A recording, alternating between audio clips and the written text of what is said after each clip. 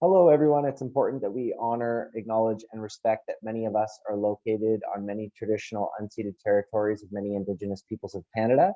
We are back again for another episode of Veg Networking Canada, where vegan plant-based companies connect and collaborate. Today is actually World Health Day, so it's perfect that our special guest is here. She is a registered holistic nutritionist and certified holistic cancer practitioner. She has a passion for evidence-based dietary interventions, and she's on a mission to share the power of preventative lifestyle medicine.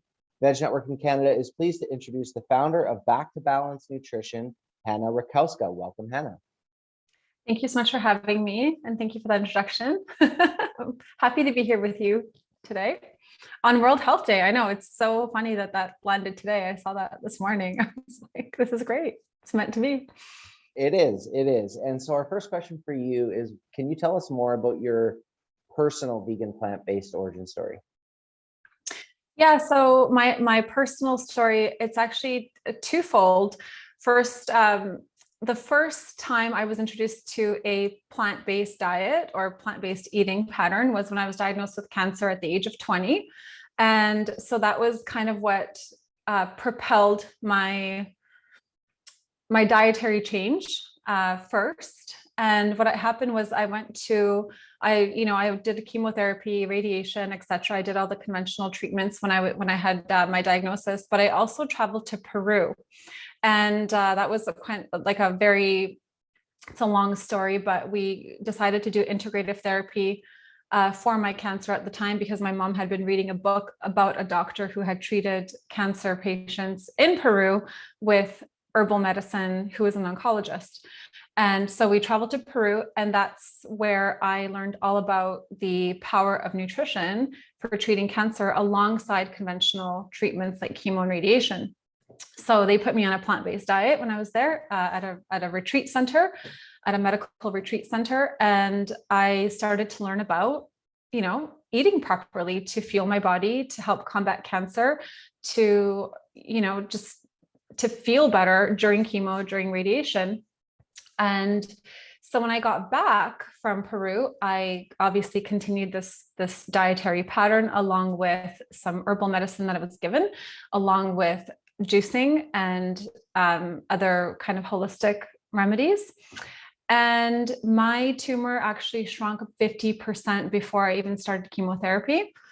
And so my oncologist was shocked, obviously. And I had CAT scans, PET scans to show that. And he just kind of said, whatever you're doing, like maybe don't tell me about it, but just keep doing what you're doing. And because that's kind of, the conventional medical world, right? And so that was my first time. And then once I was, cancer free,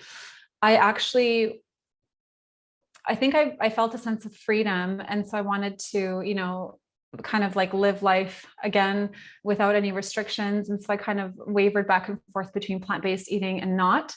And what ended up happening was I actually was in dental hygiene school. I went into dental hygiene school right after my treatment was over. And as a practicing dental hygienist, I started to realize that I was talking about nutrition more and more with my patients than I was about dental hygiene and oral care. And, really talking about my experience in Peru, my experience with healing from cancer through nutrition. And then I had a patient who it was actually the day before Thanksgiving. And she just said to me, so what are you having for Thanksgiving? And I said, oh, we're having turkey, I'm sure, and stuffing, etc. I think I was 23 at the time. And she said, oh, you should really read a book called The Kind Diet by Alicia Silverstone. And I kind of looked at her and I said, oh, what's that about? And she said, oh, I think it's a book that you'd be interested in. And so I obviously I got the book, read the book. Eyes were opened to the other side, the whole other realm of plant-based nutrition, which is, of course, animal welfare, environmental aspects of it.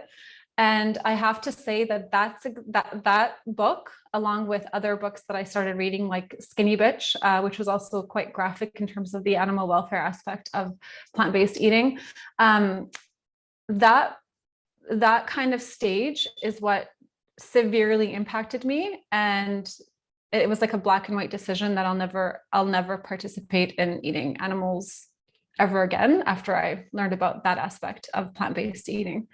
And I haven't since. So it's been over a decade. And that was kind of like the biggest turning point for me in my journey. And then I went into school for nutrition to help other people learn about plant-based eating and specifically people going through cancer and survivors wanting to prevent recurrence through nutrition.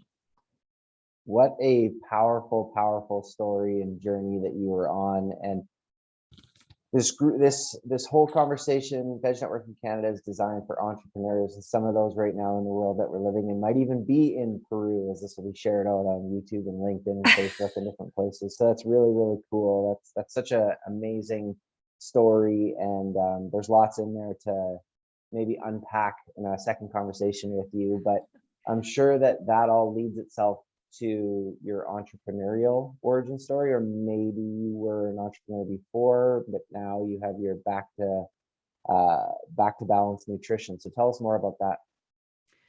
That is a great question. Yeah, there's so much to unpack, as with every life story, right? We have so much going on, and we're constantly evolving, constantly growing, and yeah, there's a lot there, of course. Yeah, my entrepreneurial story starts off with when I was actually going through chemotherapy, and I was told that I was going to lose my hair. I actually developed I started making hats with hair. And that led into a company that was called Hat Hair Designs. And so I started making hats with hair for women to be able to work out, like athletic caps with a ponytail. And so I had like a really small business at the time. So that's kind of my entrepreneurial, that was kind of like the spark. But then when I went through cancer and then dental hygiene and being very unhappy in dental hygiene and listening to my inner kind of that voice telling me, like, you have to do this, is like your purpose, like you have to talk about this, you have to teach people, educate people about the power of nutrition for combating these chronic illnesses, especially cancer. That really is what propelled me into realizing that I have to go back to school. I can't continue living this like very kind of unhappy work life, and for lack of a better word. And I went back to nutrition school. And that's when I decided that I would just go full force and create a business that embodies who I am and my values. And I've never looked back. Yeah. And here you are with Back to Balanced Nutrition. So what are some trends in the lifestyle medicine industry, in the plant-based nutrition, in the cancer prevention? What are some trends that you've seen or are starting to see? Oh, there are so many. It depends on where you look, right?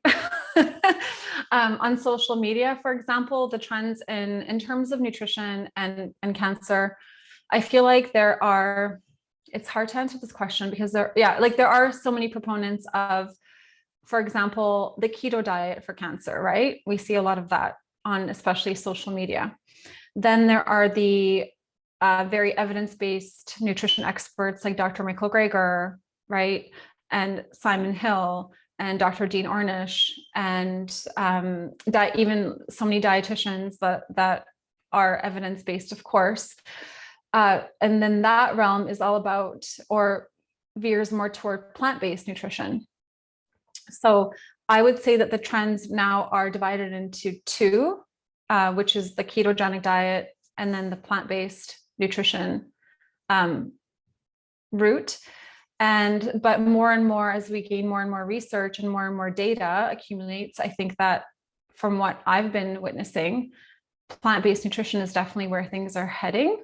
And especially with the environmental impact of our diet, I think more and more people are starting to wake up to the benefits of plant-based nutrition, and not only for health reasons, but for like planetary health as well. So I feel like it's definitely veering towards more and more plant-based interventions. People are really starting to wake up. Yeah. It almost sounds like there's not necessarily a trend, because we don't want it to go away, but there's a movement or a gravitation towards accepting evidence-based work. And that's very, very interesting. So With That's right. back to balanced nutrition, where is your brand going in the future?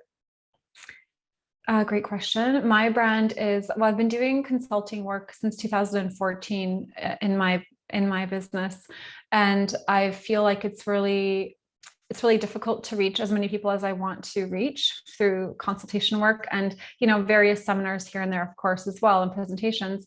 But where I want to take back to balanced nutrition is actually more digital programs and courses to be able to reach the most people possible, especially for prevention, because I feel like with cancer, especially, so many people are in the dark about how prevalent it really is, and the risk that we actually do have, which is, the risk of being diagnosed with cancer in your lifetime in North America is nearly 1 in 2. And I don't feel like that's a statistic that most people know about. And the fact that, dietary risk factors are responsible for 35 to 40% of all cancers. And, more and more research is coming out about the impact of lifestyle factors, including diet.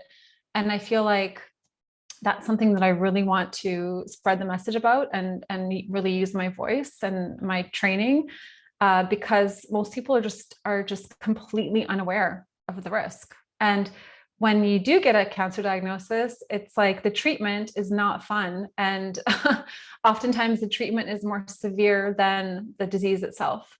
So I just feel like I really want to use digital courses, digital programs, to reach people internationally and help to spread the message of how much control we have over this disease through prevention.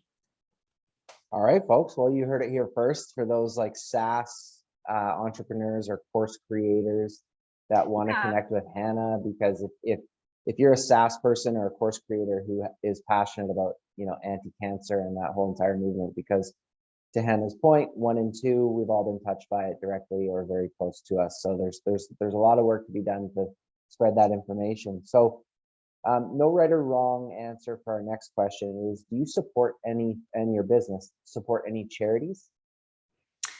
I support I support a vegan orphanage in Uganda called Lead Vegan Orphanage. That is like a cause that is close to my heart. I found them recently, and they embody everything that I value, which is, of course, human health and animal welfare. And so they actually are. It's an orphanage in Uganda, and they actually grow their own food, and they teach the children to grow their own food, and it's all plant-based, and they teach the children about the impact of their diet on their health as well as on the planet. And so I support them. Recently, that's my biggest one. And I mean, there's so many different organizations to support, even locally, right? Like the farm sanctuaries in the Lower Mainland as well. So those what are hearts on noses is one, right? And the other one I'm blanking out right now. There's one more that I've been supporting and working with, but yeah. No worries at all. And that's it sounds like what I think you said, the Lead Vegan Orphanage in Uganda, that type of community impact, even here, is remarkable. So yeah, again, no right or wrong answer. For those listening who are going to be special guests on Veg Networking Canada, never any right or wrong answers in our conversations.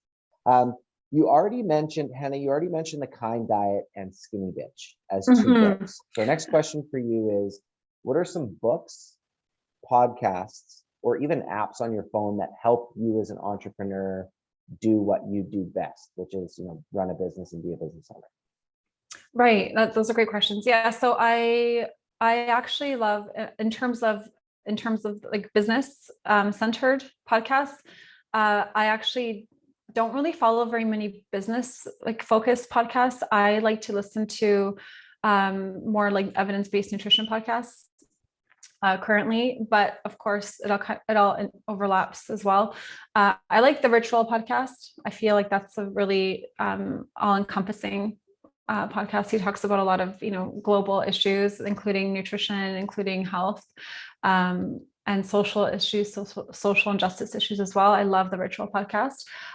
For evidence-based nutrition, I love the Plant Proof podcast by Simon Hill. I don't know if you're familiar with that one. He's changing the name now to The Proof, I believe, though. Yeah. And the other nutrition source I love for evidence-based information is Dr. Greger's How Not to Die, like the nutritionfacts.org website, as well as the app on the phone that you can actually follow to make sure that you're hitting your daily targets of evidence-based foods and their serving sizes. But in terms of business podcasts, I really can't answer that fully because I just don't listen to very many at the moment. No, that's incredible. And a lot of people don't know how important nutritionfacts.org is. And many folks who might know and love the website might not have known that there was that app associated with it too. And, you know, evidence-based is one thing, right? It's you don't even necessarily have to believe in it, right? That's the whole point. It's just you do the work, you do the things, and good results that, you know, exercise, nutrition, all those amazing things. So those are great recommendations. Thank you so much. So for your business and a leader within your community, what other companies or organizations do you look to for inspiration and that inspire you? That's a wonderful question. There is a local entrepreneur that I'm sure you're both familiar with, Sunny Lenarduzzi. Sunny Lenarduzzi's YouTube course. I've actually taken her course. I look to her. So I guess that counts as it doesn't count as a podcast, but I do follow Sunny and I listen to her, and I have all her, her videos available. And so I feel like she's a huge inspiration for me personally, since taking her YouTube course on developing digital courses for entrepreneurs. Other businesses that I gain inspiration from are Erin Ireland's To Live For. I think a lot of our plant-based community in the Lower Mainland follows Erin on Instagram, and she's constantly inspiring us with her amazing recipes and just the way that she connects with the community. And I think that's really important for running a business, especially when it's just so heart-centered and so driven through your own personal values, just to be able to get out there in the community. And so I look to Erin for that. And yeah, like literally every single business that was at the Planted Expo, I gain inspiration from. There's just, it's just endless, right? And then we have another expo coming up in June. So that'll be another opportunity for people to, if you're an entrepreneur and you're a part of the plant-based movement and you're looking for inspiration, I feel like that's a really great way and resource for us available here in Vancouver. So. Awesome. Yeah. And a great resource all across Canada, and even the US people who want to sort of come up and see what's happening in the Great White North as it relates to the plant-based movement. So it feels like we just started talking, but we're already sort of at our last conversation starter question for you, Hanna, which is, again, always prefaced by saying no right or wrong answers. Can be short-winded, long-winded, whatever floats your boat, so to speak. And that is a tough question, but what is some advice that you would give entrepreneurs or business owners anywhere along that entrepreneurial path? Yeah, and it is a path. It's a journey. I would say, first of all, if you're going to start a business, make sure you're starting it because it's something that you embody.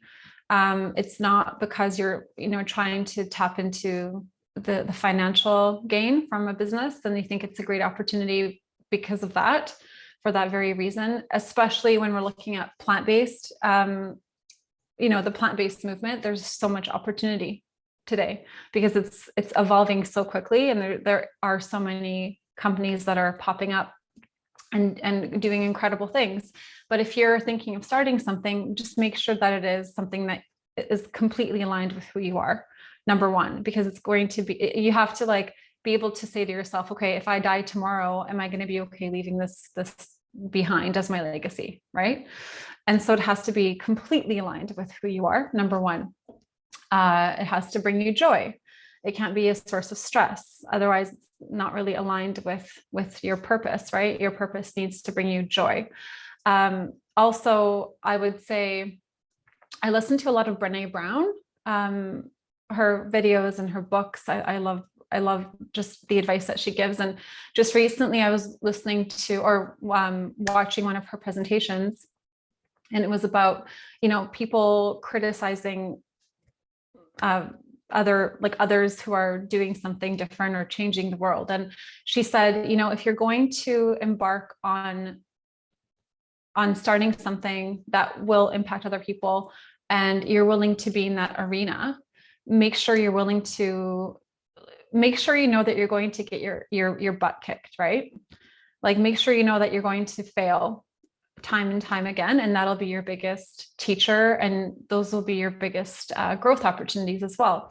So I think that most people go into entrepreneurial ventures not very well prepared for that. The fact that you're going to fail, and that's actually a part of the process. Like, if you were perfect, it wouldn't be very much fun, and there wouldn't be any growth, right? So be prepared to fail. And if people criticize you, just make sure that you know how to handle that. And with that, like Brené Brown was saying, just drop negative comments, like ignore them completely, and don't take criticism from people who aren't willing to be in the same arena that you are. Like, if they're not in your field then why would you allow someone's negative comments to impact who you are and try to tear you down, right? So I think those are my biggest pieces of advice. Just follow your inner voice, follow your purpose, because it's there. Your intuition will always guide you, and be prepared for a long process, long journey along the way. Sage advice, Hanna. Sage advice. You mentioned failure is growth, should be reframed as growth opportunities. You mentioned be your business, and earlier in the conversation, you kind of gave some advice, which you didn't give right there, but throughout the conversation you did, which was remove yourself from the business or figure out how to duplicate yourself, and be able to spread that information to more folks. So that's really, really right. Yes. Really yes. interesting. Really interesting advice. And so is there anything that we've chatted about today that we forgot to talk about? Any announcements or anything that came up? The floor is yours. Awesome. Thank you. Yeah, definitely. Like you said, Justin, for entrepreneurs today, let's not, I didn't mention the digital aspect of things, but yeah, digital courses is definitely where it's at right now. We can, reach 4 billion people on the internet today, which is quite incredible. Things that are coming up currently in my world are the Planted Expo, which is happening in June in Vancouver. So currently I'm just finishing up a online program. It's called the 7-Day Anti-Cancer Diet Kickstart. That includes a meal plan and recipes for people wanting to kind of, jumpstart their health. And it is all fully plant-based. And so I'm just working on that, finishing up the final touches on that, and getting ready to, hopefully meet over 20,000 people at the expo. So that's coming down the pipeline, which is amazing. I can't wait. That's absolutely amazing. Talk about a community of like-minded folks to really vibe off of. All right, well, everybody, you can find out more information about what Hanna is up to on the web, www.backtobalancenutrition.com, exactly how it sounds, backtobalancenutrition.com, and the same on Instagram at backtobalancenutrition, just how it sounds.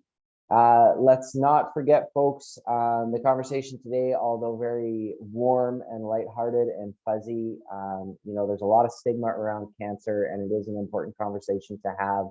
And so do take a minute to slow down and listen to this and check out the resources that Hanna mentioned and the knowledge that she dropped, because it is very, very, very important to all of us.